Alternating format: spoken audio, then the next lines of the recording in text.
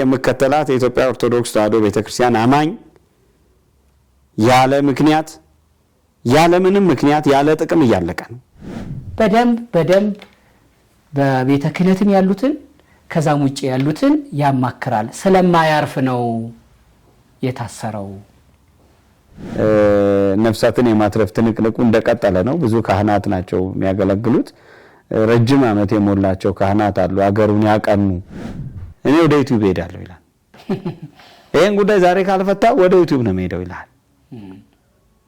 ዩቲዩብ የቤተ ክርስቲያን ይግባኝ ሰሚ ያደረገው ማን ነው?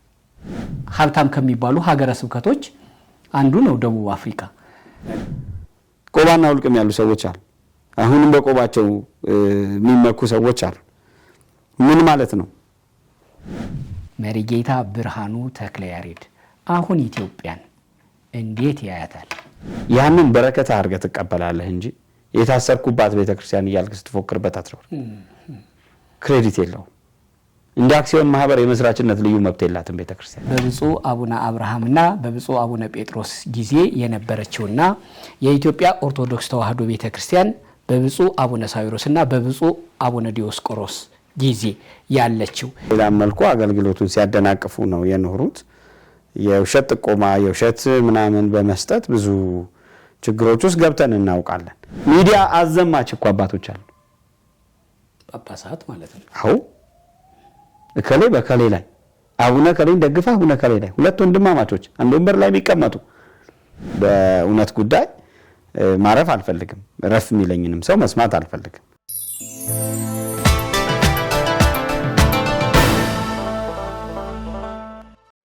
እግረኛው በደቡብ አፍሪካ ምን አየ? ምን ተመለከተ? ታዘበ? አስተዋለ?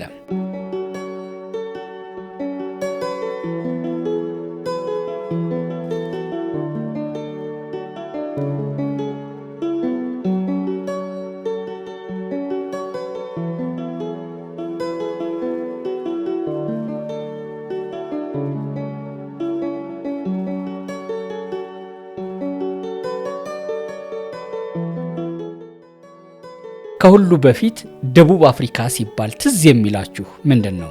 እኔ ደቡብ አፍሪካ ሲባል አእምሮዬ ላይ ከፊት ለፊቱ ድቅን የሚልብኝ ይሄ ነገር ነው።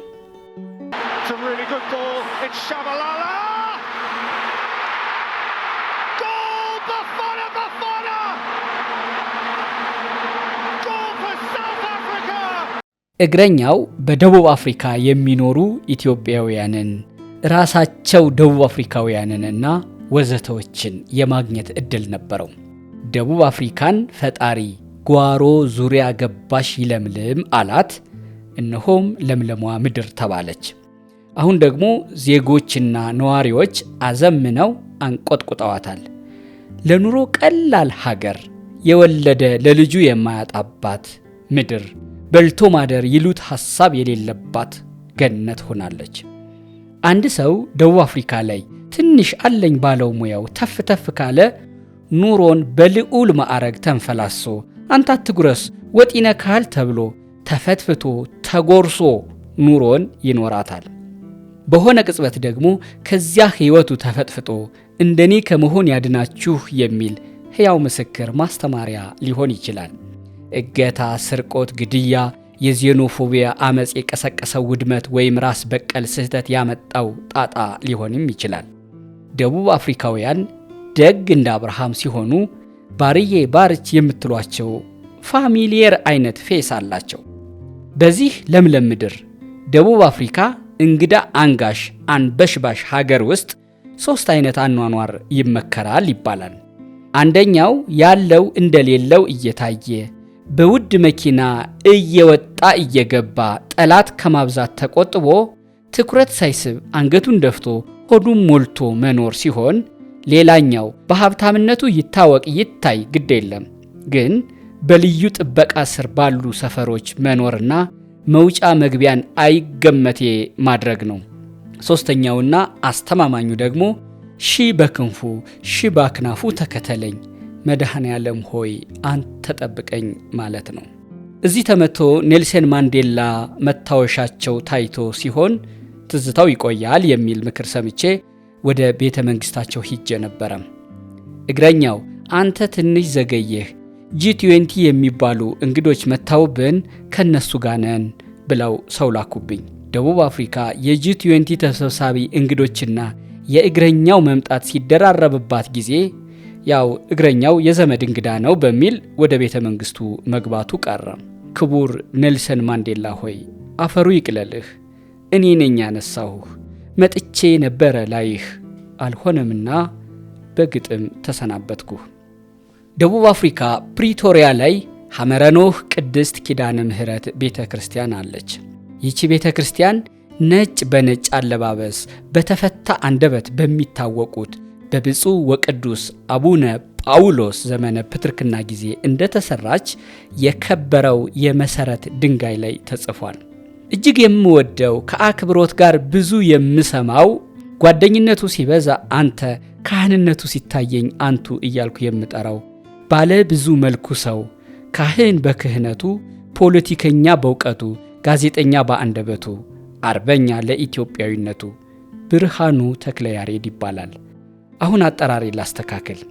መሪጌታ ብርሃኑ ተክለያሬድ በኢትዮጵያ ኦርቶዶክስ ተዋሕዶ ቤተ ክርስቲያን የደቡብ እና ምዕራብ አፍሪካ ሀገረ ስብከት ሥራ አስኪያጅ ነው። በዚያ በፕሪቶሪያ ኪዳነ ምህረት ግቢ ውስጥ አገኘሁት። ደቡብ አፍሪካ ፕሪቶሪያ ላይ ለቃለ መጠይቅ ፈቃዱን ጠይቄ ውል አስረን ተለያየን። አሁን ኢትዮጵያ አዲስ አበባ ላይ በእግረኛው ስቱዲዮ የሚደረገው ቃለ መጠይቅ የፕሪቶሪያው ውላችን ውጤት ስለሆነ የፕሪቶሪያው ስምምነት ውጤት ተብሎ ይጠራ። እማኝ አዋዋያችን የፕሪቶሪያዋ ኪዳነ ምህረት ናት።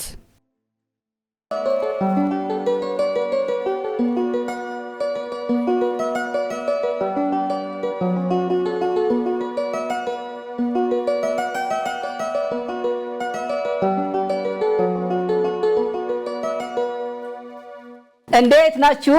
ይሄ እግረኛው ሚዲያ ነው። ተክለ ሃይማኖት አዳነ ነኝ። ለመንገር አይደለም ለመድገም ያህል ነው። ሼር፣ ሰብስክራይብ ማድረግ ማስደረጉን አትርሱ። እንደ ውለታም ይቆጥረዋል እሱን።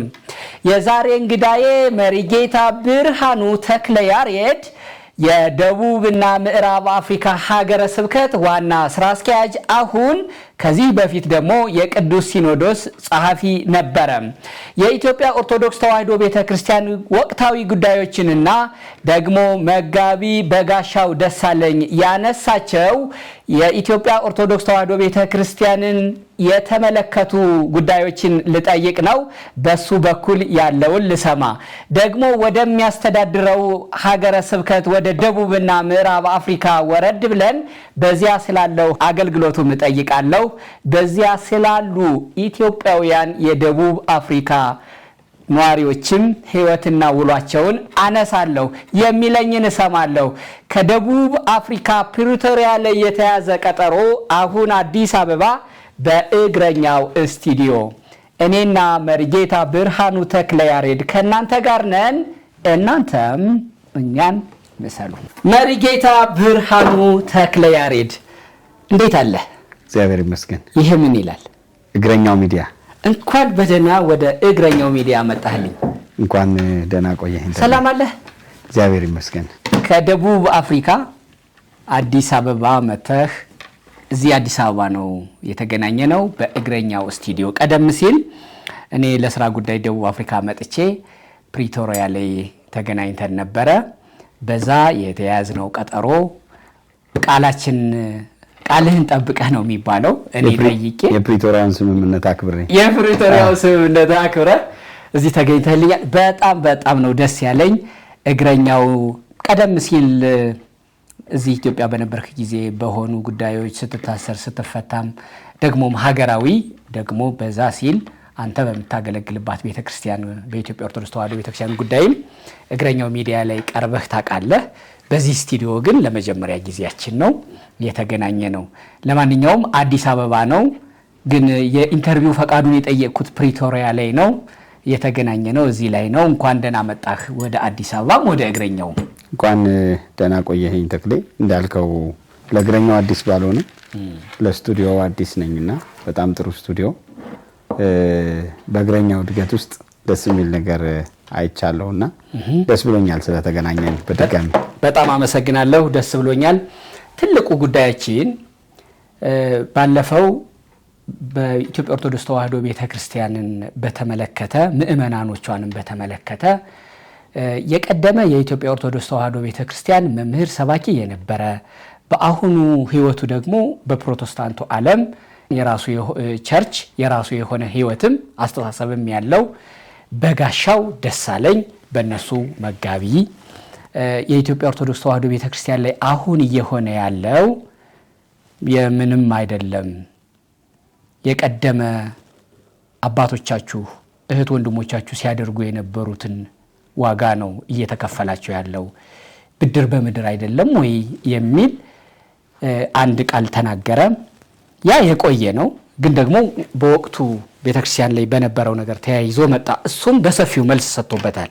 ይሄን ያልኩበት አውድ ይሄ ነው ብሎ አብራርቷል። ትልቁ ጉዳያችን ግለሰቡም ሳይሆን አስተሳሰቡም ላይ የሆነ ሐሳብ እንድትነግረኝ ፈልጌ ነው። በመሃል የኢትዮጵያ ኦርቶዶክስ ተዋሕዶ ቤተክርስቲያንንም ሀገርንም ደግሞ ትውልድንም በተመለከተ ጥያቄዎችን አነሳለሁ ማለቴ ነው።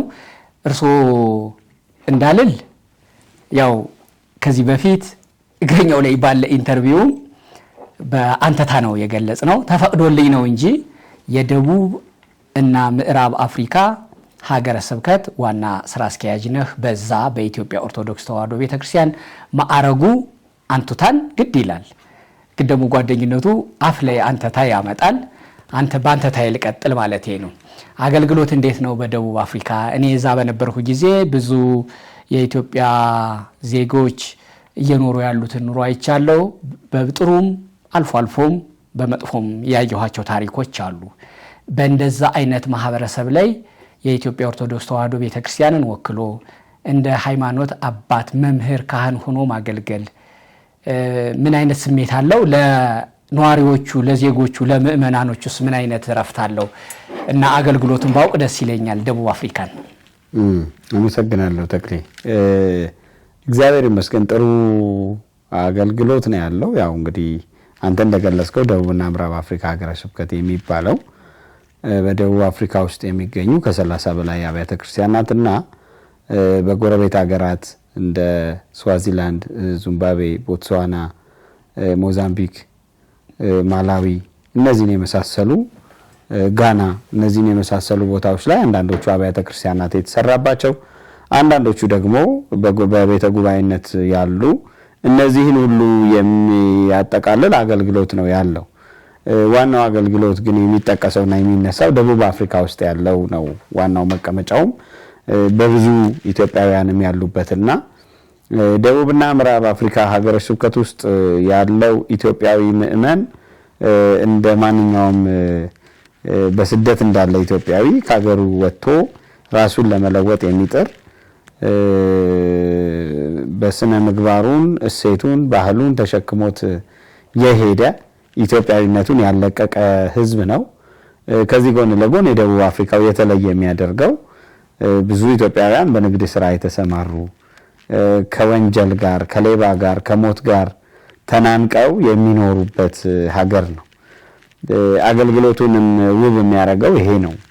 ከሞት ጋር ከብዙ ወንጀል ጋር ተናንቀው ወጥተው ወርደው ሰርተው የሚገቡ ኢትዮጵያውያን እግዚአብሔርን ተስፋቸው አድርገው ከእግዚአብሔር ቤት ያራቁ በዚህ ውጥንቅጥ ውስጥ ሁሉ በቤተ ክርስቲያን የሚሰበሰቡ እግዚአብሔርን ተስፋ የሚያደርጉ ብዙ መልካም ነገሮችን ደግሞ የሚሰሩ ደቡብ አፍሪካ ላይ ቁጭ ብለው ኢትዮጵያ ያሉ አብያተ ክርስቲያናትን የሚያሰሩ የሚያነጹ እዚያም ደግሞ ልጆቻቸውን ከዓለም ጋር ትንቅንቅ ይዘው በቤተ እግዚአብሔር ለማሳደግ ኢትዮጵያዊ አድርገው ኢትዮጵያ ኦርቶዶክስ አማኝ አድርገው ለማሳደግ በጣም ትልቅ ትንቅንቅ ውስጥ ያሉ ኢትዮጵያውያን ናቸው ያሉት።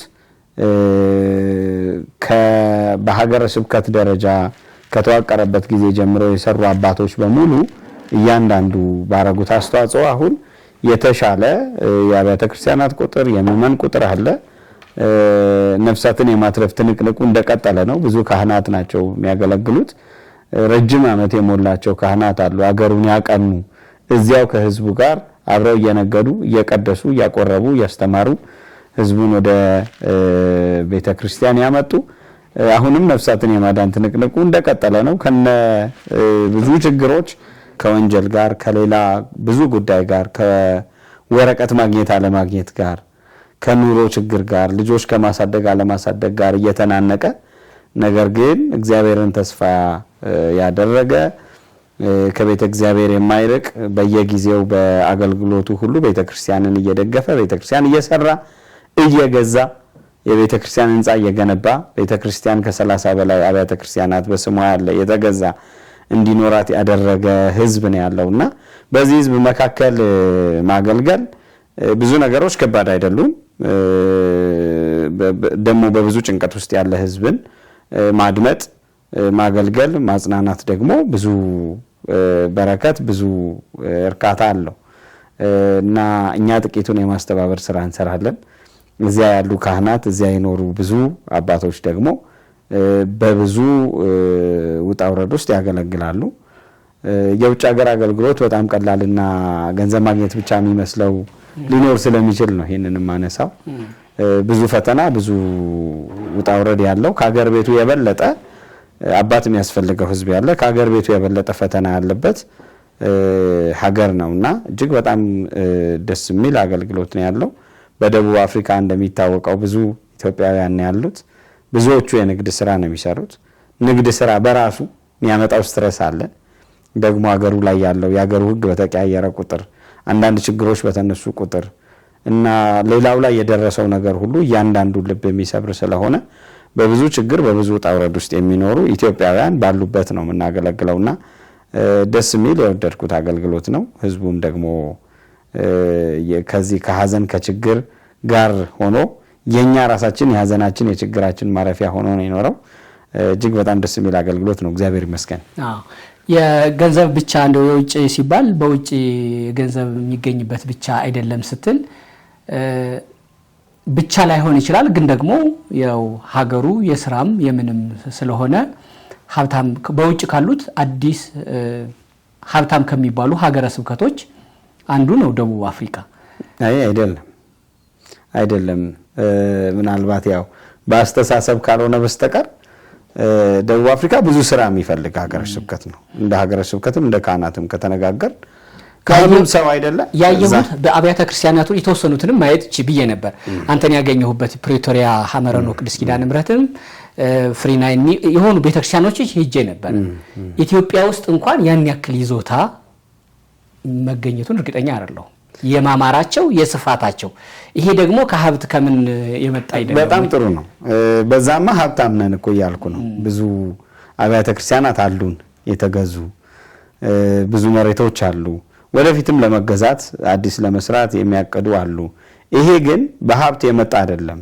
እንደነገርኩ ከራሱ ከልጆቹ ላይ እየቆረሰ ከብዙ ችግር ጋር እየተጋፈጠ ምዕመኑ የሚያመጣው ነው።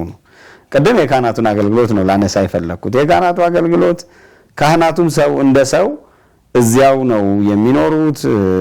ልጆች አሏቸው። ልጆቻቸውን ትምህርት ቤት ይልካሉ፣ ቤት ይከራያሉ፣ ሌላም ነገርና እንደው በካህናት አገልግሎት ውጭ ሀገር ማገልገል ሀብታም ገንዘብ ማግኘት ብቻ የሚመስለው ካለ ያለባቸውን ውጣ ውረድ ከፍና ዝቅ ለማሳየት ያህል የጠቀስኩት ነው እንጂ ውጭ ሀገር መኖር በብዙ የተሻለ ሊሆን የሚችልበት ብዙ ነገሮች መጥቀስ ይቻላል።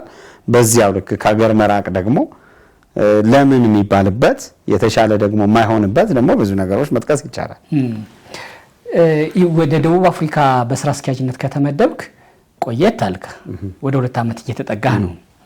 እዚህ በነበርክ ጊዜ ያው እንደ ቅርብ ሰው ባንድም በሌላም ሀገርም ላይ ምንም ላይ ትጽፋለህ። ተሳትፎም ቤተክርስቲያንም ላይ እንዲህ አለ። በመሃል ከዚህ ጋር የተያያዘ ይሁን አይሁን እኔም ራሴ የማውቀው ነገር የለም። ግን መታሰር መፈታቱ ነበረ። አሁን ወደዛ ከሄድክ ያ ነገር የለም።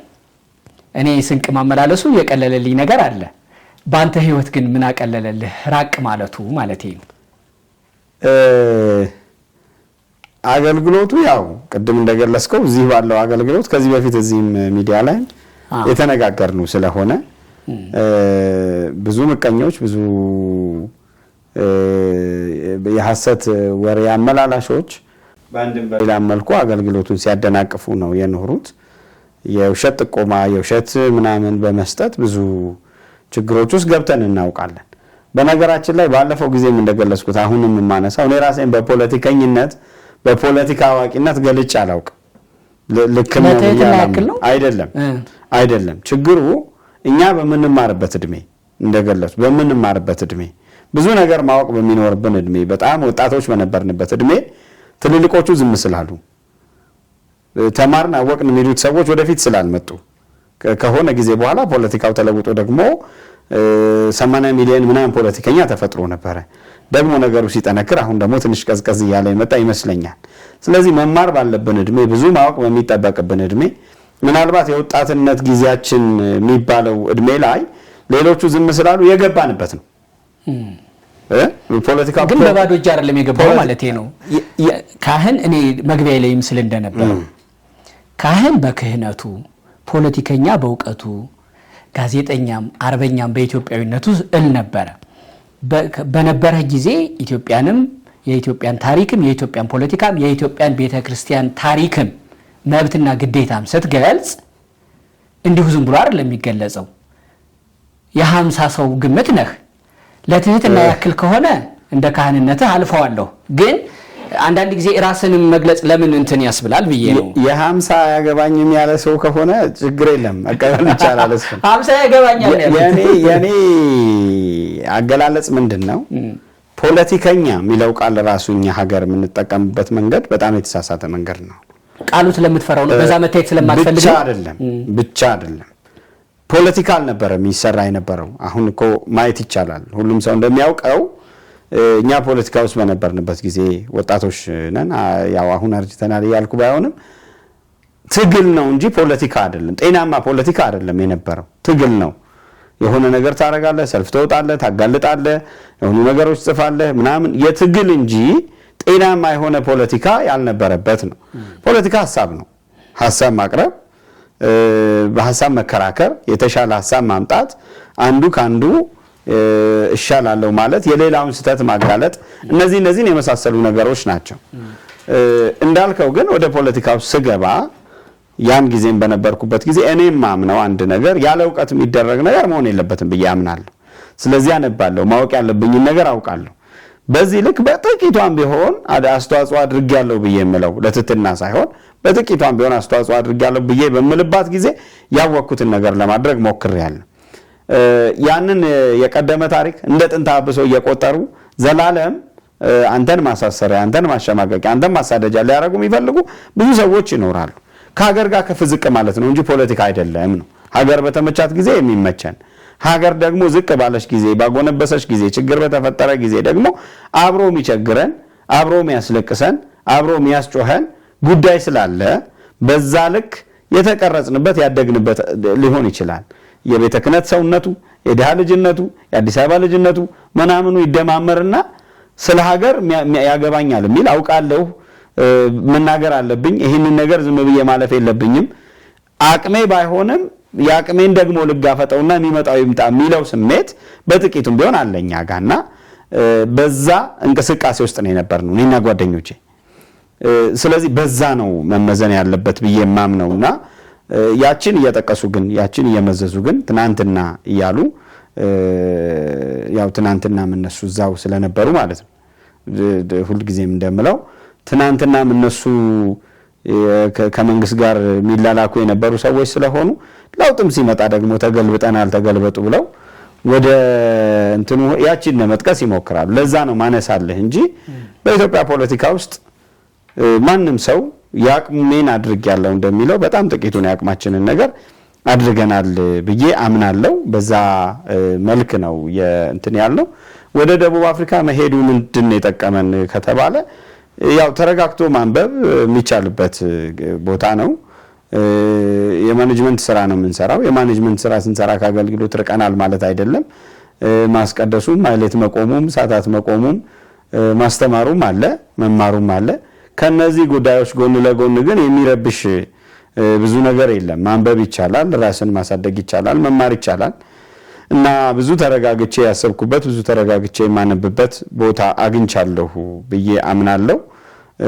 ብዙ ሰዎችንም በማወቅ ሂደት በብዙ የህይወቱ ጣውረድ ውስጥ ያለፉ ብዙ ሰዎች ናቸው ያሉትና በጣም ብዙ ሰዎችን በማወቅ ሂደትም ብዙ ነገሮች ተምሬያለሁ ብዬ አምናለሁ። ጥሩ ጊዜ ነበረኝ። ያለፈው 1 ዓመት ጥሩ ጊዜ ነበረኝ። ብዙ ወዳጆች አሉኝ ከኢትዮጵያ መጽሐፍ በወጣ ቁጥር የሚልኩ ቆሎም የሚልኩ ስላሉ ቆሎ እየቆረጠሙ የሚነበብበት ሀገር ነው ብዬ አምናለሁ። በጣም 1-2-3 ሰዎች ይሆናሉ ደጋግመው የነገሩኝን ነው። ያው ባንድም በሆነ አጋጣሚም ሲነሳ ያው ብርሃኑ ተክለያሬድ በቀደመ ጊዜ በነበረን በወጣትነት ጊዜ በነበረን ትግል ያን ታሪክ እያስታወሱ በዛ የባተቱ የተሳሳተ መረጃ እየሰጡ ነው ያሳስሩን የነበረው ስትለኝ ያን ጊዜ ባንድም በሌላም ሲሉኝ የነበሩ ሰዎች ትዝ ስላለኝ ነው። እነሱ የሚሉት ደግሞ አያርፍም፣ ዝም ብሎ አይቀመጥም፣ ያማክራል፣ እንደው ፊት ለፊት እንደ በፊቱ እየመጣ ሰልፍ አይጥራ እንጂ አልማዝዬ ሜዳ ላይ አንየው እንጂ በደንብ በቤተ ክህነትም ያሉትን ከዛም ውጪ ያሉትን ያማክራል፣ ስለማያርፍ ነው የታሰረው ብለውኝ ያውቃሉ። እንደው ካገኘው አይቀር በካሜራ አግኝቼልህ ስለማላቅ ከተመካሪነት ወደ አማካሪነት ከፍ ካደረጉኝ ጥሩ ነው፣ እግዚአብሔር ይመስገን። አያርፍም ከምን እንደሆነ ባላቅም፣ አዎ አላርፍም። በእውነት ጉዳይ ማረፍ አልፈልግም። ረፍ የሚለኝንም ሰው መስማት አልፈልግም። እውነት የሚመስለኝን ነገር ሁሉ አደርጋለሁ። እውነት የሚመስለኝን ነገር ሁሉ እናገራለሁ። ከዛ አልፎ ግን የኔ የተቆጠረ ስራ አለኝ ቤተ ክህነቱ ላይና ያማክራል፣ አማካሪ ነው ምናምን የሚለው እንዲያው ዝም ብሎ በሆነ ስሜት ላይ ተመስርቶ ይሄ ነገር የመጣው ከዚህ ነው፣ ይሄ ነገር የመጣው ከዚህ ነው ብሎ ባዶ ትንታኔ ለመተንተን የሚፈልጉ ሰዎች የሚያመጡት ነገር ያለ ይመስለኛል። ያማ ቢሆን እኮ ወንጀል እኮ ይገኝብን ነበረ። ታስር ያለው ተመርምር ያለው በአግባቡ ክስ አስመስርቶ ሊያስቀጣ የሚችል ወንጀል አልተገኘም። ስለዚህ ከምርመራ በኋላ በተለያዩ ጊዜያት በገባሁባቸው ጊዜያት ሁሉ በዋስ ወጥቻለሁ። በዛ ሂደት ውስጥ 10 ቀን ይሁን 1 ወርም ይሁን 2 ወርም ይሁን እስር ቤት አቆየ ነው ብለው የፈነጠዙ ሰዎች ይኖራሉ። ያደናቀፉትም ነገር ደግሞ ይኖራል። እነዛን ነገሮች ለማደናቀፍ የመሳሰሉት ነገሮች ካልሆኑ በስተቀር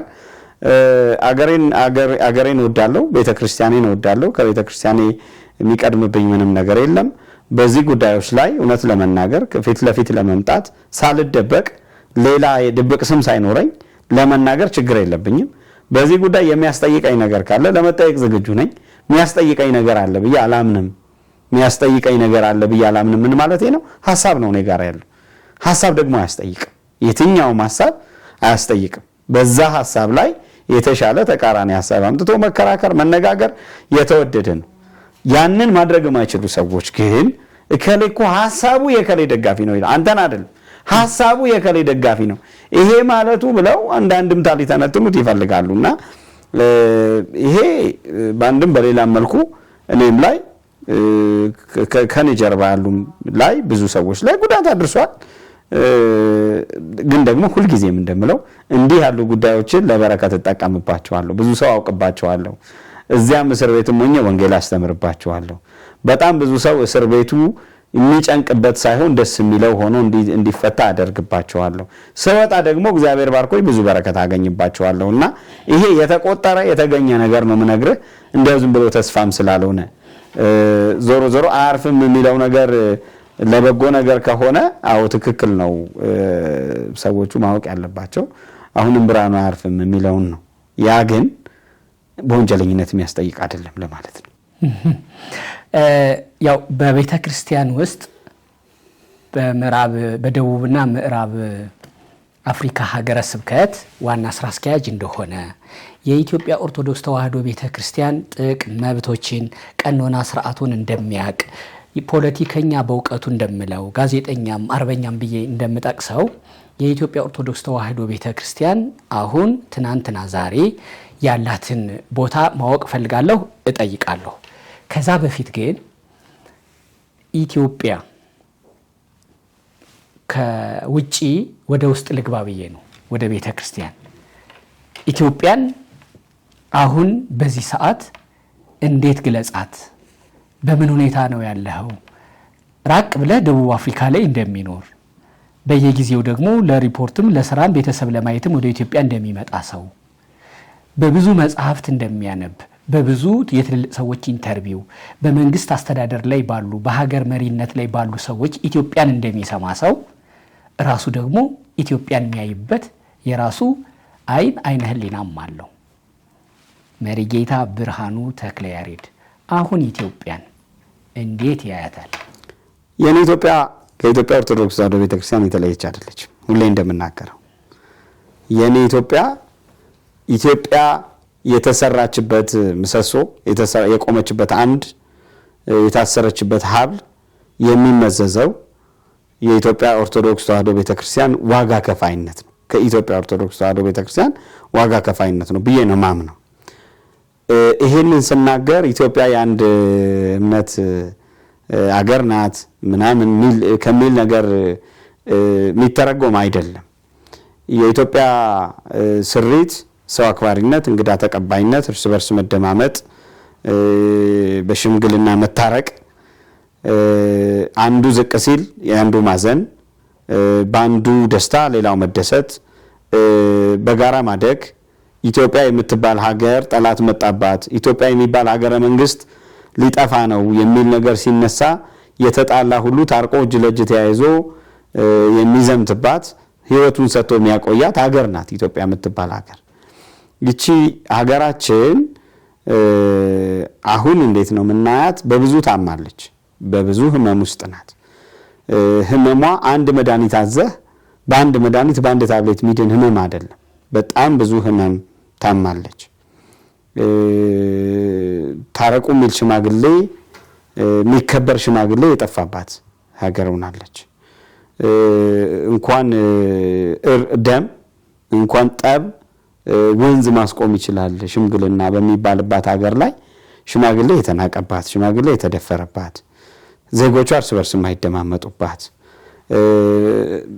በሀገር መሪነት ደረጃ የተቀመጡ ሰዎች ከዜጎች ጋር የሚበሻሸቁባት፣ በአንድም በሌላም መልኩ ያለምንም ጥፋት ያለምንም ዕውቀት የሰው ደም የሚፈስባት፣ በተለይም ደግሞ የኢትዮጵያ ኦርቶዶክስ ተዋሕዶ ቤተክርስቲያን ተከታይ እግዚአብሔርን አማኝ መሆን እንደ ወንጀል የተቆጠረባት ሀገር ሆናለች ብዬ አምናለሁ። ይቺ ሀገር የሁላችንም ሀገር ናት። የአንዱ ሀገር የኦሮሞው፣ የአማራው፣ የትግሬው፣ የጉምዙ፣ የወላይታው፣ የጋሞው፣ የሲዳማው ምናምን አይደለችም። የሁሉም ናት። የአንዱ ብቻ ልትሆን የምትችል ሀገር አይደለችም። የአንዱ ለማድረግ የሚታገሉ ግን ብዙዎች አሉ እና የአንዱ መሆን ደግሞ አትችልም። የጋራ ሀገር ነው ያለን። የየትኛው ለማድረግ ነው የሚታገሉት? በሁሉም መስክ ኢትዮጵያ የኔ ወንዝ ናት፣ ኢትዮጵያ የኔ ጎጥ ናት የሚል እሳቤ አለ። አንድ ሁለተኛው ደግሞ ኢትዮጵያ ላይ በደረሰብን ግፍ በደረሰብን መከራ ምክንያት ኢትዮጵያ የሚባለውን ሀገረ መንግስት መስማት አንፈልግም የሚሉ ሰዎች ደግሞ ተፈጥረዋል። ይሄ አዲስ አስተሳሰብ ነው ማለት ከ60 ዓመት ከ50 ዓመት ወዲህ የመጣ አስተሳሰብ ነው። እያደገ ሄዶ አንዱ ለአንዱ እያጋባው ይምጣ እንጂ። ስለዚህ በኢትዮጵያ ግዛት ውስጥ ከኢትዮጵያ ውጪ ባሉ ትውልደ ኢትዮጵያውያን ልብ ውስጥ ኢትዮጵያ የምትባለው ሀገር ማናት ብለህ ብትጠይቃቸው የተለያየ ገለጻ ነው የሚገልጹልህ ማለት ነው። ለአንዳንዱ ኢትዮጵያ በምቾት የሚኖርባት ሀገር ናት። ለአንዳንዱ ኢትዮጵያ የመከራ ቤት ናት። ለአንዳንዱ ኢትዮጵያ በትርፍ ጊዜው የሚኖርባት ስለ ሀገር ማስብባት ከሰራ ከበላ ከጠጣ ምንም የማይመስለው ሀገር ናት። ብዙ ነገሮች ልታይ ትችላለህ። እና እኔ ኢትዮጵያ ታማለች፣ ሀገራችን ታማለች። ንጹሃን መከራ ውስጥ ነው ያሉት። ተማሪዎች እየተማሩ አይደለም። ዜጎች ወንድማማቾች መሳሪያ አንስተው የሚገዳደሉባት ሀገር ሆናለች። በዚህ ውስጥ በመግለጫና ሚዲያ ንግግር ካልሆነ በስተቀር ደፈር ብሎ መሬት ወርዶ ይሄን ጉዳይ እንዴት ነው ፈርምና ሲዘው ይሄን ጉዳይ እንዴት ነው መጨረሻ እንዲኖረው የምናደርገው ሀገር የሚባለው እንዲቀጥል የምናደርገው እንዴት ነው የሚል አካል ታጥቷል። ሙቀት እየለካ ነው። ታረቁ፣ ተስማሙ፣ ሰላሙን የሚለው ሁሉም ሙቀት እየለካ ነው። ከሙቀት መለኪያ ወጥተን ከልብ ዜጎች እንዳይሞቱ ማድረግ እንዴት እንችላለን? እናቶች እንዳያለቅሱ፣ ህፃናት ከትምህርታቸው እንዳይስተጓጎሉ፣ አሰቃቂ በዓለም ላይ ሰምተነው ማናቀው ያላነበብነው ግፍ እንዴት በሀገራችን ተሰራ ብሎ ሊሰራ የሚችል አካል የለም። በሰርተፍኬት የተዋቀረ አስታራቂ ነው ያለው። ይሄ ደግሞ ህመሟን ይጨምራል። አዲስ ህመም ነው የሚያመጣው። በየጊዜው አዲስ ህመም እየወለደ ነው የሚሄደውና በዚህ ልክ የታመመች ሀገር ነው ያለችን። ከሃይማኖት እሳቤ አንጻር በደንብ ጸሎት የሚያስፈልጋት። ከዛ በፊት ሽምግልና የሚኖረው ብዙ ጊዜ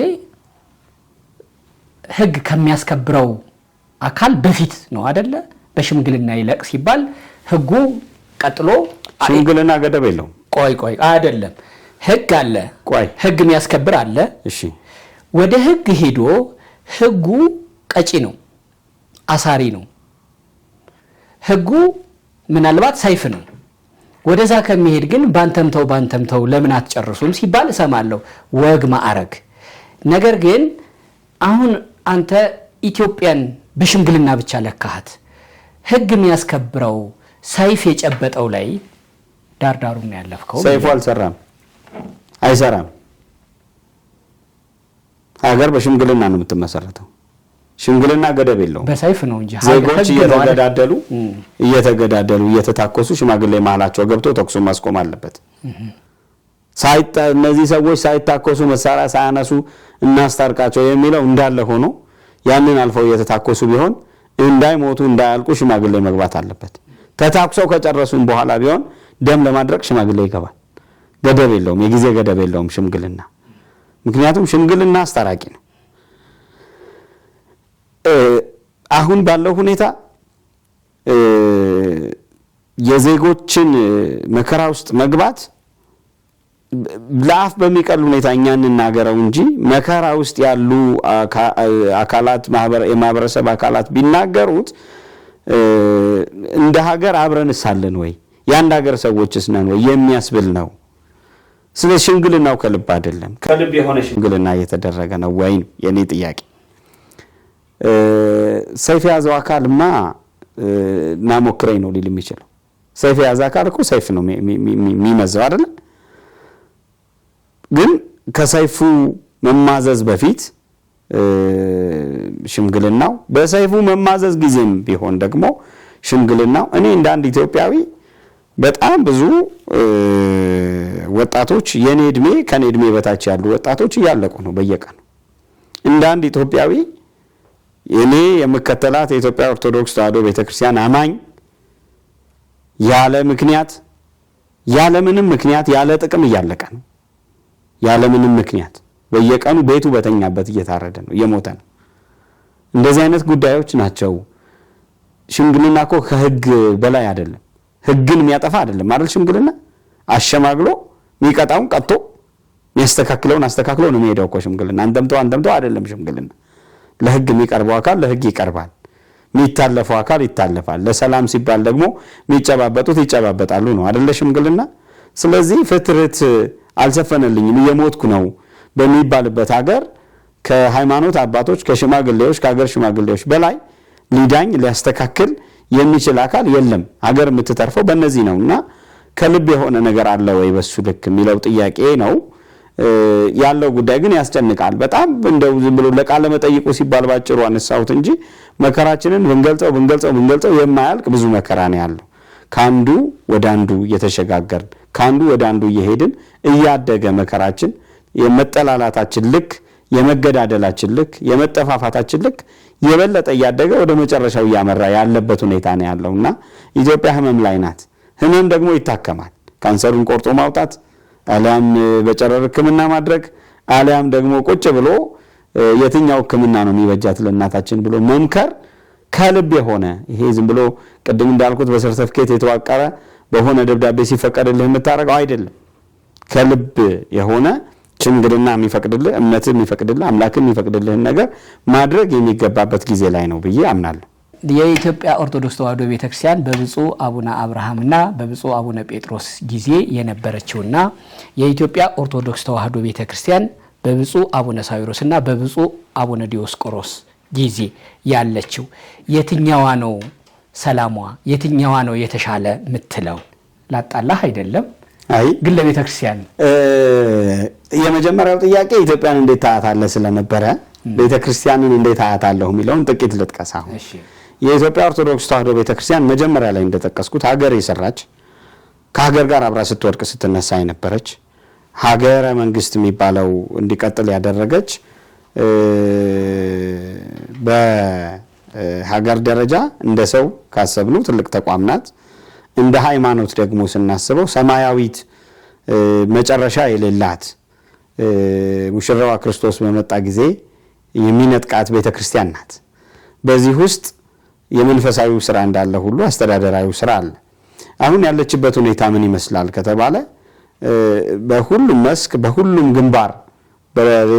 ግንባር ጦርነት የተከፈተባት ሁልጊዜም እንደምንለው ሰው ለመታወቅ ሲፈልግ ተረሳው ሲል ትኩረት ሲፈልግ መቶ የሚሰድባት የሚናገራት ጠያቂ እንደሌለው ሰው ተከታይ እንደሌላት ሁሉ የኢትዮጵያ ቤተክርስቲያንን ለጥፋቶች ሁሉ ተጠያቂ የሚያረጋት የተረሳ ሰው ትኩረት ማግኛ፣ በሌላ በኩል ትኩረት እናገኛለን የሚሉ የታጠቁ ሰዎች መተው ልጆቿን የሚገሉበት የሚያርዱበት አለን የሚሉባት፣ ገንዘብ ፈላጊው መቶ ልጆቿን አግቶ ገንዘብ የሚጠይቅባት፣ ገዳማት የሚፈርሱባት፣ በሌላ በኩል አስተዳደሯ በደንብ በሙስና ተተብትቦ እንዲኖርና የኢትዮጵያ ቤተክርስቲያን ፍትህ ስጋዊ ፍትህ መንፈሳዊ የሚባል ህግ ኖሯት ለሀገር ሰጣ ለሀገር ህገ መንግስት ያመጣች ተቋም እንዳልሆነች ሁሉ ትምህርት ሚኒስቴርን እንዳልመራች ሁሉ ዛሬ ኢትዮጵያ ያሉኝ ብላ በዓለም ፊት የምትቆምባቸው የምትኮራባቸው ሀብቶች ምንጭ እንዳልሆነች ሁሉ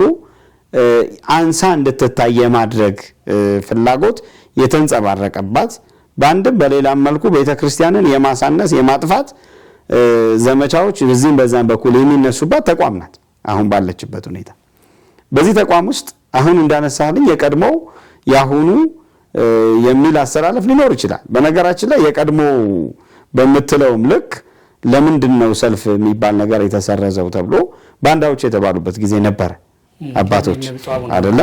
አዎ እኔ እንደ አንድ ቤተክርስቲያን በቅርበት አውቃታለሁ እንደሚል ሰው ደግሞም ከቅዱስ ሲኖዶስ ጸሐፊነት ጀምሮ በሌሎቹም የሥራ መስክ እንደሰራ ሰው የቡድን ነው ተጠያቂነቱም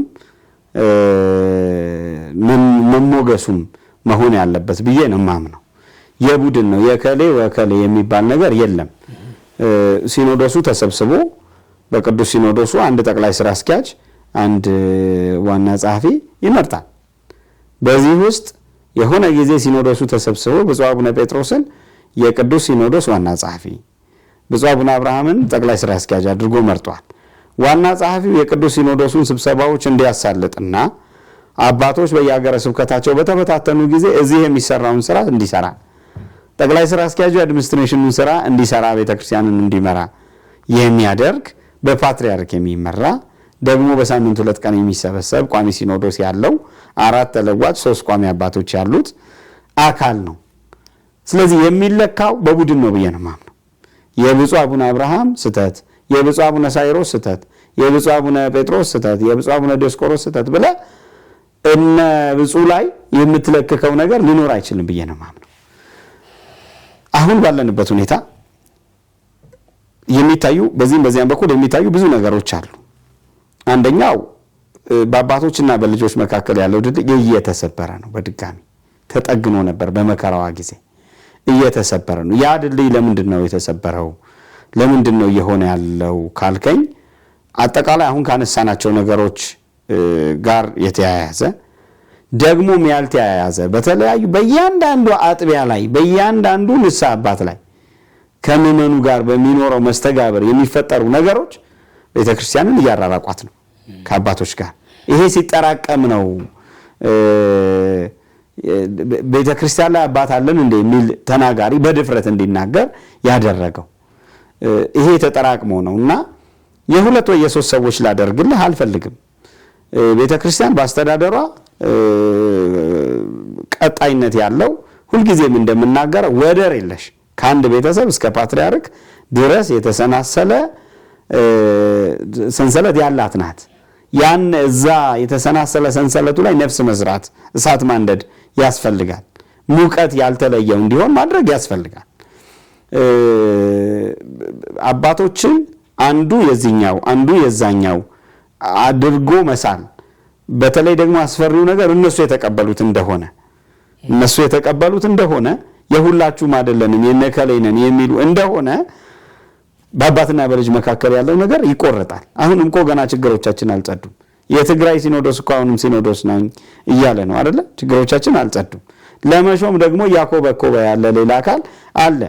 አንዳንዶች በይቅርታ የተፈታውን ጨርሰናል፣ ይሄን ጉዳይ ጨርሰናል፣ እንዲህ ይደረጋል ብሎ ሲኖዶስ ወስኖ በይቅርታ ከተፈታ በኋላ ጉዳዩ ቆባና ውልቅም ያሉ ሰዎች አሉ። አሁንም በቆባቸው የሚመኩ ሰዎች አሉ። ምን ማለት ነው? ሚመራን አካል የለም፣ እርቁ፣ ስምምነቱ፣ ፊርማው ምናምኑ በእኛ አእምሮ ውስጥ አልተቀደደም ማለት ነው አይደለ? ስለዚህ እነዚህ ሁሉ ጥንቅጦች ያሉበት ጊዜ ነው። በተለይ ደግሞ በብፁዕ አቡነ አብርሃም ጠቅላይ ስራ አስኪያጅ በነበሩበት ጊዜ ህዝቡን አንድ የሚያደርገው አጀንዳ ስለመጣ በዛ ህዝቡን አንድ የሚያደርገው አጀንዳ አባቶች ሲኖዶሱ ጋር እየተሰበሰቡ አብዛኞቹ ውሳኔዎች በሲኖዶስ ነበር የሚወሰኑት አይደል? መግለጫዎች የሚወጡት ሌሎች ጉዳዮች የሚሆኑት በስብሰባ ነበረ፣ በምልዓተ ጉባኤ ስብሰባ በተገኙ አባቶች። በዛ መልኩ ማስተባበር በመቻሉ በዚያ ጊዜ በጣም ጥሩ የሆነ በአባቶችና በልጆች መካከል መቀራረብ ተፈጥሮ ነበረ። በሌላ በኩል ግን እርቁ ከተፈጸመ በኋላ በእያንዳንዱ ቦታዎች ላይ የሚደረጉ ነገሮች ሲታዩ ህዝቡ ከአባቶች ጋር የተራራቀበት ሁኔታ ምንም ጥርጥር የለውም ይታያልና የዚህኛው ይሻላል የዛኛው አይሻልም ለማለት አጠቃላይ ሲኖዶሱን ነው መመዘን ያለብን ብዬማም ሲኖዶሱን መመዘን እንችላለን ነው እኛ የሚለው ጥያቄ ውስጥ ገብቶ እንደ አጠቃላይ እንደ ቡድን እየተሰራ ያለው ነገር ምንድነው? ለምንድነው አባቶች አስቸኳይ ጉዳይ ሲኖር ተሰብስበው በዚህ ጉዳይ ውሳኔ የማይወስኑት? ለምንድነው ምእመኑ በሚፈልገው ልክ መምራት ያልተቻለው? ምንድነው እየሆነ ያለው የሚለውን ጥያቄ ማንሳት ፈልጋለሁ። እንደ አንድ በቅርበት እንደሚያውቀው ሰው ነው የምነግርህ። የኔ ጉዳይ ብፁዕ አቡነ አብርሃም ብፁዕ አቡነ ሳዊሮስ ምናምን አይደሉም። ምክንያቱም የአድሚኒስትሬሽን ስራ እንደሚሰሩ አውቃለሁ። ጠቅላይ ስራ አስኪያጅ ማለት የአድሚኒስትሬሽን ስራ ነው የሚሰራው። በሳምንቱ ለቀን ያስተዳደር ጉባኤ አባላትን ይሰበስባል። በዚያ ውስጥ የታዩ ችግሮች ላይ መፍትሄ ይሰጣል፣ ይነጋገራል፣ እርምጃ ይወስዳል። ሌላ ጉዳይ በዚህ ከመዘናቸው ማን ነው የሚሻለው የሚለውን ማስቀመጥ እችላለሁ። ችግር የለውም በዚህ ከመዘንን። እንደ አጠቃላይ ለቤተ ክርስቲያን ችግር ግን ብፁዕ ቅዱስ አቡነ ማትያስን፣ ብፁዕ አቡነ ሳዊሮስን፣ ብፁዕ አቡነ ዲዮስቆሮስን፣ ብፁዕ አቡነ ጴጥሮስን፣ ብፁዕ አቡነ አብርሃምን እያልን ከመዘን ነው እያንዳንዱ ጳጳስ እኮ ሀገረ ስብከት አለው። ሀገረ ስብከቱ ላይ የመጨረሻው የበላይ ሰው እሱ ነው። እያንዳንዱ ጳጳስ በሀገረ ስብከቱ ደረጃ ምን እያደረገ ነው? ለሀገረ ስብከቱ የመጨረሻው ሰው እሱ ነው አይደለ? ምን እያደረገ ነው? አሁን ምንላቸው ነገሮች ሁሉ በእያንዳንዱ ሀገረ ስብከት ላይ እየተደረጉ ነው። ስለዚህ ችግሮች ተጠራቅመው ወደ አንድ ወገን መፍሰስ አለባቸው ብዬ አላምንም። እያንዳንዱ የድርሻውን መውሰድ አለበት። ፈርቼ ነው ይሄን የማደርገው ካለ ፍርሃትና ጵጵስና አብሮ አይደለም። አንዳንድ ጊዜ ፈርተው እከሌ ያስፈራርቷቸው ምናምን የሚባል ነገር እንሰማለን አይደል? ፈርቼ ነው የማደርገው የሚለው አካል ፍርሃትና ጵጵስና አብሮ አይሄድም። ወይ ፍርሃቱን መኖሩን ሀብት ማፍራቱን ወይ ደግሞ ጵጵስናውን መምረጥ አለበት ማለት ነው። የቡድን አድርጌ ነው የማየው። የቡድን ሳደርገው የቅዱስ ሲኖዶስ ብቻ አላደርገው። እንደ አጠቃላይ የቅዱስ ሲኖዶስም ግብዓት ወስዶ አይደለ ይሄን የሚያደርገው። እያንዳንዱ ሰው ምን እያደረገ ነው? አሁን ኢትዮጵያ ባለችበት ሁኔታ ውስጥ፣ አሁን ሀገራችን በገባችበት ችግር ውስጥ፣ አሁን ቤተክርስቲያን በገባችበት ውጥንቅጥ ውስጥ፣ አሁን ቤተክርስቲያን ህዝበ ክርስቲያኑ እያለቀሰ ባለበት ጉዳይ ውስጥ እያንዳንዱ አካል የቤተ ክርስቲያን መሪ ነኝ የሚለው አካል ምን እያደረገ ነው ብሎ ራሱን መፈተሽ አለበት። ራሳችንን መፈተሽ አለብን። በዛ ውስጥ የየድርሻችንን እናነሳለን። እያንዳንዱ ሰው የየድርሻውን ሲያነሳ የችግሩ መፍትሄ ይገኛል። እሺ፣ እያየኋቸው ካለኋቸው በሚዲያም በምንም ከምከታተላቸው ነገሮች ግን አሁን ባልከይ ልክ አይደለም የሆነ ጥግ ይዘው ማያቸው ነገሮች አሉ። እነሱን ለምን መንካት እንዳልፈለክ ወይ ደግሞ ማያቸው ልክም እንዳልሆኑ ንገረኝ። በነገራችን ላይ አው የኔ ጥያቄ የኔ ሐሳብ ችግሩ የለም አይደለም፣ በጣም ግዙፍ ችግር አለ። ያ ቤተክርስቲያን ላይ ያለው ግዙፍ ችግር የሚፈታው በምንድነው? የኔ ጥያቄ የሆነ ወቅት አንተ ያለህበት ጠረጴዛ ላይ ቁጭ ብዬ ሰዎችን ቃለ መጠይቅ አደርግ ነበር። በቤተክርስቲያን ጉዳይ ትንተና ሰራ ነበር። በዚያ ወቅት የነበረኝ አቋም ዛሬ ያለኝ አቋም የቤተክርስቲያን ችግር መፈታት ያለበት አሁንም ቤተክርስቲያናዊ በሆነ መንገድ ነው። በሆነ እኔ ፈልገዋለሁ በሚለው መንገድ አልፈታው። ሊቃውንት የሚፈቱት አባቶች የሚፈቱት ናቸው። እኔ እናንተ የምናየው ሚዲያ ላይ የመጣውን ሰው አባት ነው። እኔ እናንተ የምናየው የሆነ ሰው የለጠፈውን አባት ነው። ስንትና ስንት ሺህ ገዳማዊ አባት በር ዘግቶ የሚጸልይ አባት እንዳላት ቤተክርስቲያን እንረሳለን። ስንትና ስንት ሺህ በየጉባኤ ቤቱ የፈሰሱ ሊቃውንት እንዳሏት እንረሳለን። መፍትሄ ያላቸው እንኳን ለቤተክርስቲያን ለሀገር ለዓለም መፍትሄ ያላቸው ሊቃውንት ያሏት ቤተክርስቲያን መሆኗን እንረሳለን። በአንድም በሌላም መልኩ ቤተክርስቲያን ባለድርሻዎቿን አካታለች ወይ? አሁን እኮ የሊቃውንት ጉባኤ ሲካሄድ በጣም ደስ ብሎናል አይደል? ዝክረ ኒቂያ ተብሎ የሊቃውንት ጉባኤ ሲካሄድ ግቡን መጥቷል አልመጣም የሚለው ጥያቄ ውስጥ ሆኖ አሁንም ጥያቄ ውስጥ አስቀምጣል። ስለዚህ መፍትሄው መምጣት ያለበት ቤተክርስቲያናዊ ሆኖ ነው ብዬ አምናለሁ። ስለ ሚዲያ አንስታ ሚዲያው እኮ አንዱ ችግር ነው። አንዱ ችግር እኮ ሚዲያ ነው። በሚዲያ የቤተክርስቲያንን ችግር መናገር በጣም ትክክል ነው፣ ምደግፈው ነው። እኔም ሳደርገው የኖርኩት ወደፊትም የማደርገው ነው። በትክክል ይሄ ጉዳይ ቆርቁሯቸው የሚናገሩ የሚያዝኑ በየቀኑ እንቅልፋቸው በዚህ ጉዳይ የሚሰሩ በጣም ብዙ ሰዎች አሉ። እነዚህ ሰዎች ለምን ተናገርክብኝ፣ ለምን ስሜን ጠራህ፣ ለምን እንዲህ አደረክ ሳይሆን መባል ያለባቸው መደገፍ ነው ያለባቸው። በሌላ በኩል ደግሞ እናት ኦርቶዶክስ የሚል ሽፋን ይዞ ዝም ብሎ በቃ እንትን ምንድነው አንዱን ማጥቂያ የራስን ኢጎ ማሳያ መተንተኛ ያደረጓቸው እኮ ሚዲያዎች አሉ አይደለ? ጀግኖች ምናምን የሚባሉባት ይኸውልህ ቤተክርስቲያንን ችግሯን አሳይተህ ጀግና መባል አይጠቅምህም። መፍትሄዎቿን አምጥተህ አብረህ ነው ጀግና መባል የሚገባን። ጀግና ምን ሆነው ደግሞ በጋራ ነው። የኢትዮጵያ ኦርቶዶክስ ተዋሕዶ ቤተክርስቲያን አባቶች ጀግና የሆኑት በጋራ ዘምተው በጋራ ወድቀው ተሰናስሎ ማለት ነው። ምዕመኑ ተከትሎ አባቶች መርተው ታቦታት ሄደው ምናምን ነው አድዋ የጀግንነት ምሳሌ የጀግንነት መጨረሻ ተብሎ የጀግንነት ጥግ ተደርጎ የሚገለጸው። ሌሎችም ችግሮች የተፈቱት በዚህ ሁኔታ ነው። እግዚኦታ ሲታወጅ ካህኑ ብቻ እግዚኦ ይበል አይደለም የሚባል ህዝቡ እየተቀበለው ምዕመኑ ህፃኑ አረጋውያኑ እያለቀሰ ነው አይደለ በጸሎት እንትን የምትለው። ሌላውም ነገር ላይ እንዲህ ያለ መሳተፍ ውስጥ መገባት መቻል አለበት ብዬ አምናለሁ። እና አንዳንድ ሚዲያዎች የቤተክርስቲያን ያልሆኑ ግን ደግሞ በቤተክርስቲያን ስም ቢከፍቱ የተሻለ ነው። ያለው አጀንዳ የቤተክርስቲያን ነው። ስለዚህ ያቺን አጀንዳ የሳብክ በየጊዜው እናት ኦርቶዶክስ እያልክ ልትናገር ትችላለህ። የመፍትሄው አካል ሳይሆን የችግሩ አካል መሆንን ራስን መርምር ነው። ብዙ ሰው ራሱን መመርመር አለበት ብዬ አምናለሁ። ችግሮችን ይናገራል። እንዲያውም አንዳንዶቹ ችግሮች ሊባሉ የማይችሉ ነገሮች ይኖራሉ። እነዚህን ጉዳዮች ወደ አደባባይ በማንጸባረቅ ካህናቱን ሌቦች፣ ጳጳሳቱን አድርባዮች፣ የኢትዮጵያ ኦርቶዶክስ ምዕመናንን እርስ በርስ እንዲህ የሚደራረጉ ማስባል ትችል ይሆናል። ችግሩ እኮ አለ። ብዙ ሌቦች፣ ብዙ ወንበዴዎች፣ ብዙ ለቤተክርስቲያን የማያስቡ ሰዎች አሉ። እነዚህን ሰዎች አቅርበህ ሌላውን እኔ የካህን ልጅ ነኝ እና እኔ ነገሮችን የምለካው በአባቴ ነው። ካህን ስትለኝ እኛ ቤት በነበረው ነገር ነው የምለካው።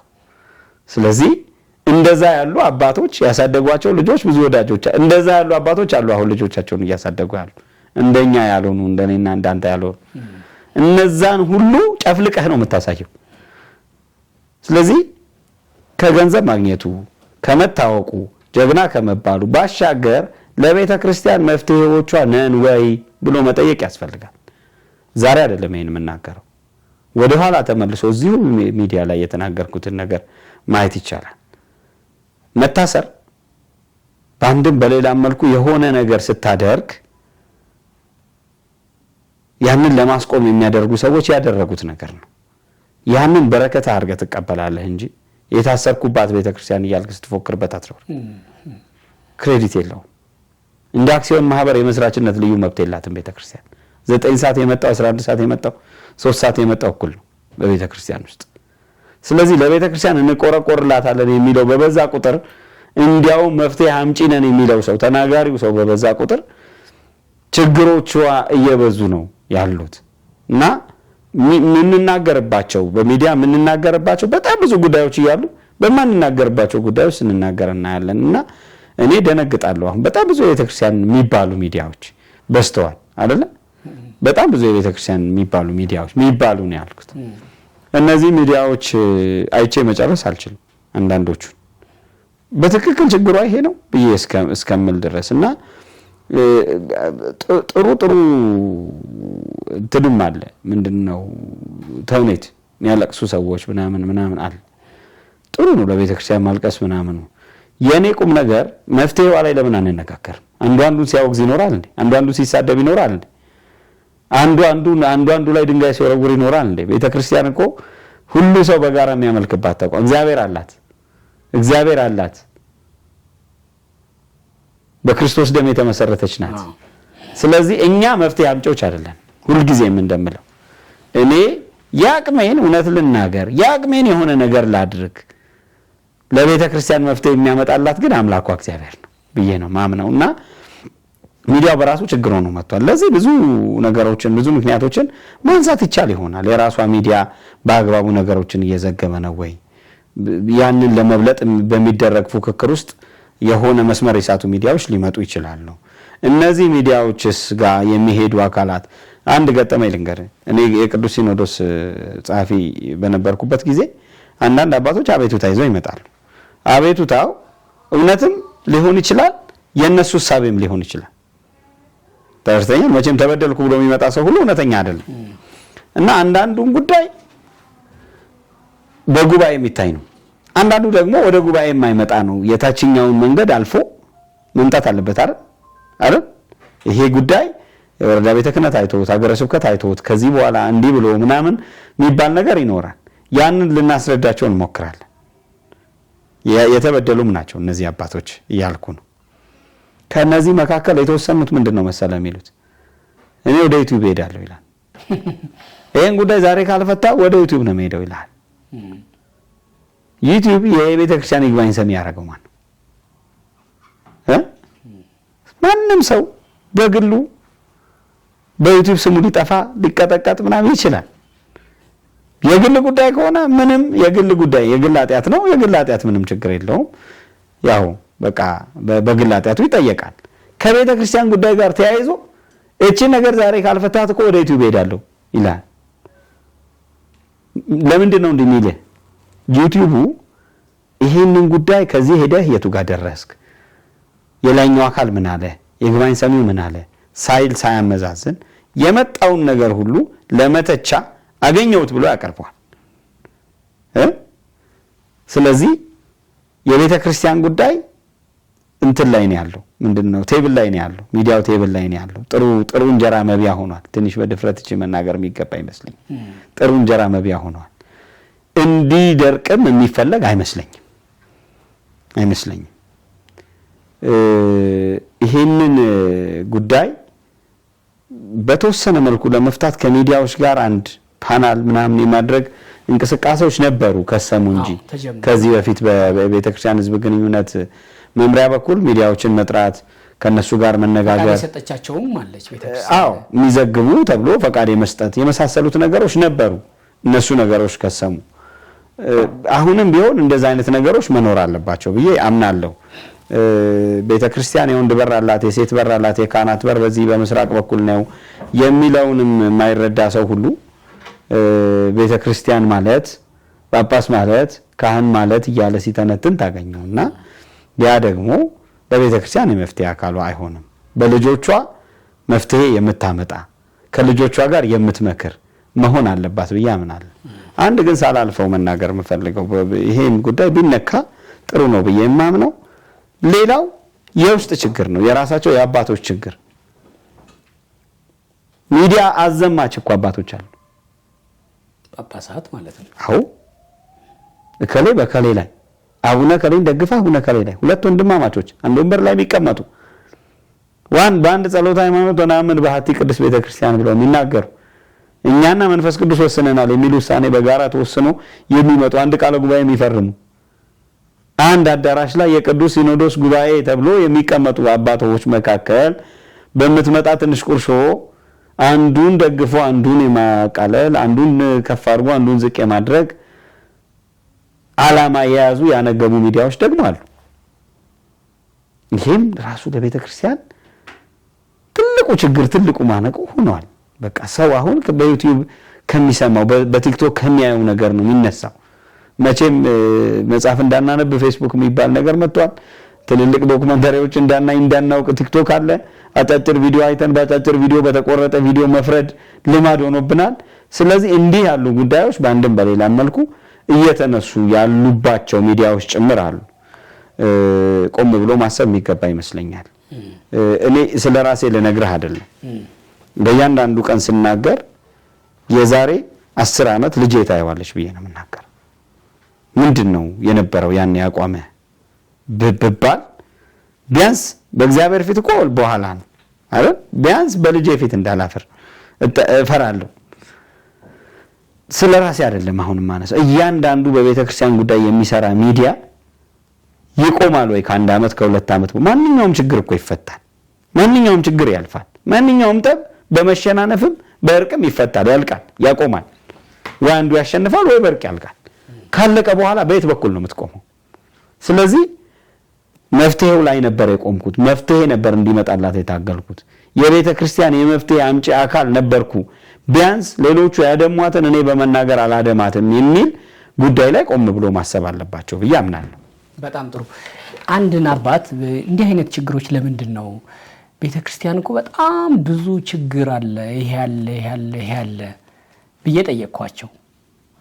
የመለሱልኝ መልስ በጣም ስለገረመኝ አንስቻት ለማለፍ ያክል ነው። የኢትዮጵያ ኦርቶዶክስ ተዋሕዶ ቤተክርስቲያን እኮ ድንቅና ለየት የምትለው ይህን ሁሉ ችግርም ተሸክማ ከነዚህ ችግሯም እንዲሁ መኖሯና ወደፊት መቀጠሏ ነው። በኢትዮጵያ ኦርቶዶክስ ተዋሕዶ ቤተክርስቲያን ያለባትን ችግር እስኪ የሆነ እምነት ተቋም ላይ እየውና የእምነት ተቋም ማደር መዋሉን ትነግረኛለህ አሉኝ። ይሄ እንዲህ አይነት ችግር መምጣት የታላቅነት መለኪያ ነው። ይሄን ሁሉ ችግር እያሳለፈች እኮ ነው ሺህ ምን ተሻ ዓመትን ያስቆጠረችው። ይሄ እኮ የትልቅነት ሁሉም ሲዞር የሚያያት ሁሉም ስለሷ የሚያወራው ሁሉም እሷን ለመጣል የሚመኘው አንዴ ትልቅ ሆና ስለቆመችና ስለተሰራች ነው አሉኝ። ሐሳቡን እንደ ሐሳባቸው አሁን ካነሳው ጋር ትንሽ የተስማማ መስሎኝ ስላየሁት ነው። የበዛ ችግሯን ይሄን ሁሉ የዘረዘርከውና በጥቂቱ መስማማው ሆኖ ችግሩን መፍታት ነው እንጂ ችግር ያለብን ትልቅ ስለሆነ ነው ማለት አያስኬድም። የሶሪያ ቤተክርስቲያን ትልቅ ናት። የአርመን ቤተክርስቲያን ትልቅ ናት አይደል? የኢራቅ ክርስቲያኖችን የመሰለ ታሪክ ያለው የኤፌሶን የቆስጠንጢንያ ክርስቲያኖችን የመሰለ ታሪክ ያለው አካል የለም። ትልቅ ስለሆነ ነው ፈተና የሚበዛብን ብሎ በመመካት አይደለም ችግሩ የሚፈታው። በነገራችን ላይ ፈተና የሚበዛብን ትልቅ ስለሆነ ብቻ አይደለም፣ የቤት ስራችንን ስላልሰራን ጭምር ነው። በጣም ብዙ የቤት ስራዎች አሉብን። ኦርቶዶክሱን ማንቃት አለብን። በእያንዳንዱ ጉዳዮች ላይ የነቃ ኦርቶዶክስ በንቃት የሚያስብ በሐሳብ የሚያምን እግዚአብሔርን የሚፈራ ከእግዚአብሔር ቀጥሎ ሀገር የሚባል ትልቅ ቁም ነገር እንዳለ የሚያምን የሚያውቅ ክርስቲያን እንዲኖር የመስራት ኃላፊነት አለብን። ይሄንን የቤት ስራችንን ሳንሰራ ቤተክርስቲያን ድሮም ትልቅ ናት፣ ድሮም ጠላት ነበራት ምናምን ብትል ግራኛ አመድ አላጠፋትም። ቤተክርስቲያንን ስንል እኮ አላጠፋትም ነው። አልጠፋችም። የሲኦል ደጆችም ማያጠፋት ስለሆኑ የሚቆጩን ግን ነገሮች አሉ እኮ የጠፉ የተቃጠሉ የወደሙ ስንት መጽሐፍት ስንት ዕውቀት ወድሟል። በዮዲት ስንት መጽሐፍት ስንት ዕውቀት ወድሟል። ዛሬ አማኒነት እግዚአብሔርን አላውቅም ማለት ዕውቀት ሆኖ በሚቆጠርበት እንደ ዕውቀት በሚንቆለጳጳስበት ኢአማኒ ነኝ ብሎ ሰው በድፍረት በሚናገርበት ዓለም ላይ ትልቅ ስለሆንኩ ነው ፈተና የበዛው ማለት ይቻላል አይደለም? እሺ ወደ ትልቁ ደግሞ በዚሁ ተቋማዊ ቅርጿን በተቋሟ ውስጥ አንድ ትልቅ ኃላፊነት እንዳለው ሰው አነሳን። ወደ ተቋሟም ወደ ራሷ ወደ ቤተ ክርስቲያኒቷም ወደ ምእመናኖቿም ደግሞ በተለየ ደግሞ በመጋቢ ሆኗል። አሁን መጋቢ በጋሻው ደሳለኝ ቆየት ያለ ቪዲዮ በርግጥ ይሄ ቪዲዮም ከወጣና ብዙ መነጋገሪያ ከሆነ ቆየ። ነገር ግን የተወሰነ ነገር ደግሞ ብሎ ማለፍ ስለሚያስፈልግ እንደ ዋናም ጉዳይ የያዝኩት እሱን ነው። አንተ ምን አድርገህ ነው? አባቶችህ ምን አድርገው ነው ዛሬ እንዲህ ሆንኩ ስትለው እኔ እኮ ባሪያው ነኝ የኔ ሲዲ የሆነውን ላስታውስህ ብሎ የተወሰኑ ማሳያዎችን ሻሸመኔ ላይ የነበረውንም አንስቷል። የኢትዮጵያ ኦርቶዶክስ ተዋሕዶ ቤተክርስቲያንም በይፋ ይቅርታ እንድትጠይቀውም ጠይቋል። እሱ ሌሎች ጉዳዮችንም አንስቷል። እንዲህ አይነት ጉዳዮች እንዴት ይታያሉ? ቄሱም ዝም መጻፉም ዝም ሆኗል። በርግጥ በቤተ ክርስቲያን በኩል እንዲሁ የተለየ የምታውቀው ይኖር ይሆን ወይስ የመጋቢ በጋሻው ጥያቄ ልክ ነው ይሆን? የኔ እይታ እንግዲህ